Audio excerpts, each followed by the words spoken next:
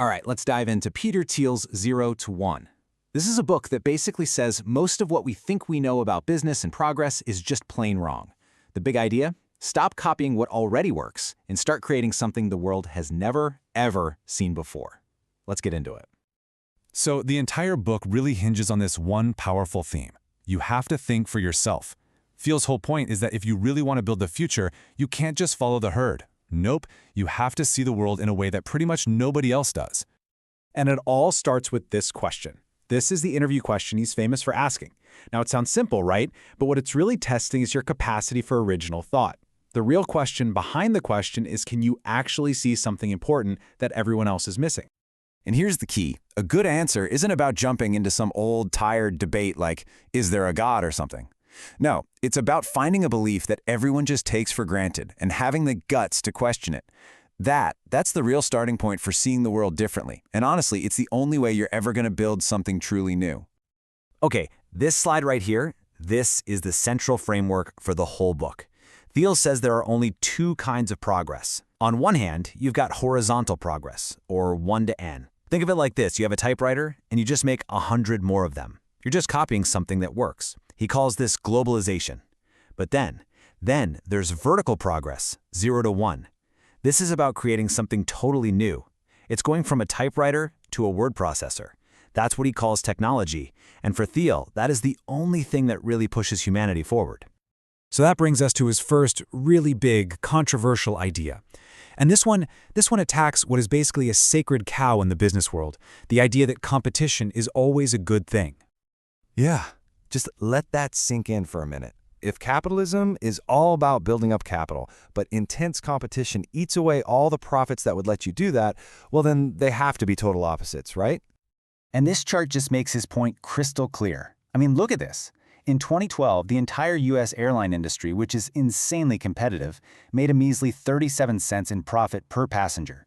37 cents. Meanwhile, Google, with its search monopoly, had a profit margin over 100 times higher. The airlines create tons of value for people, sure, but the competition is so fierce they can't capture any of that value for themselves. Now, to be super clear, he's not talking about the bad kind of monopoly, the ones that bully their way to the top.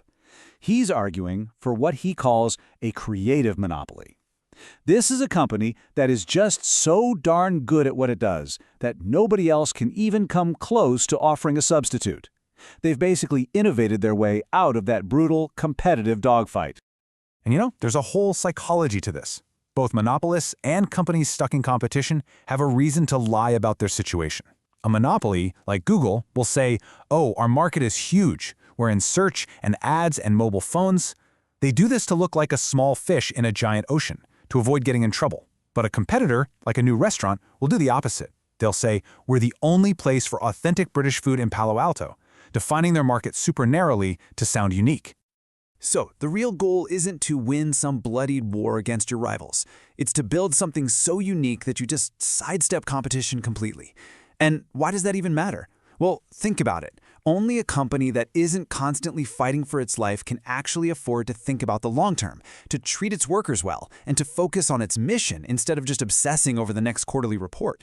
So what do these monopolies look like?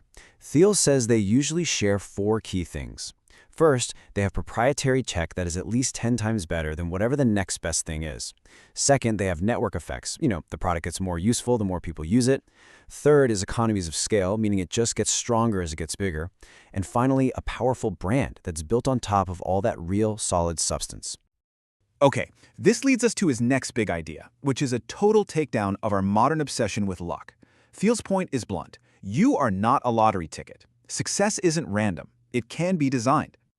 He uses this great quote from Jack Dorsey to set it up. I mean, think about it. If success was just pure luck, how on earth do you explain serial entrepreneurs? People like Steve Jobs, Elon Musk, Dorsey himself, guys who have built multiple billion-dollar companies. Are they just the luckiest people in history? Probably not. Now, this matrix is a really big deal in the book. Thiel's argument is that our entire view of the future changes how we act today.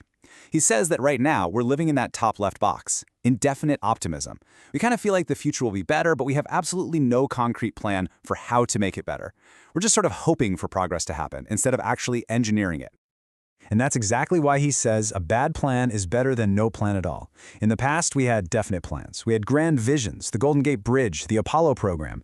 Today, our world is run by indefinite thinking. Look at finance. You diversify your portfolio because you're admitting you have no idea which specific company will succeed. You're just hedging your bets.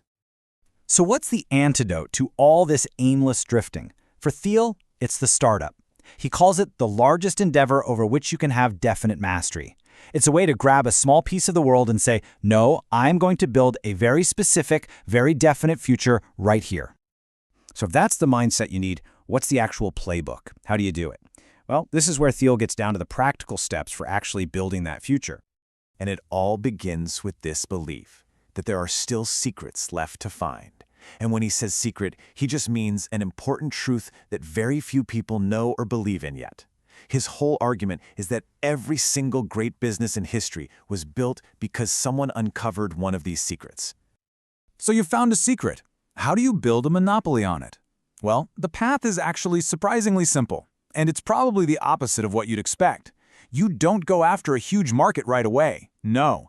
You start by finding a tiny, specific niche market that you can completely, utterly dominate. And only after you own that small pond do you even think about expanding.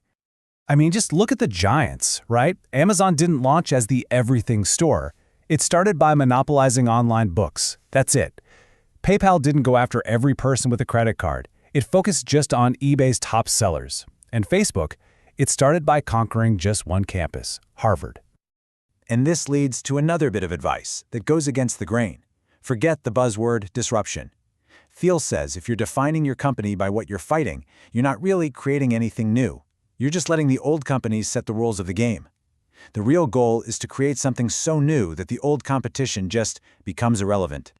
Okay, prepare to have your mind blown because this flips a classic business cliche right on its head. Forget first mover advantage. Thiel argues it is way better to be the last mover, to be the company that makes the final, greatest development in a market, the one that becomes so dominant that nobody can come along and do it better.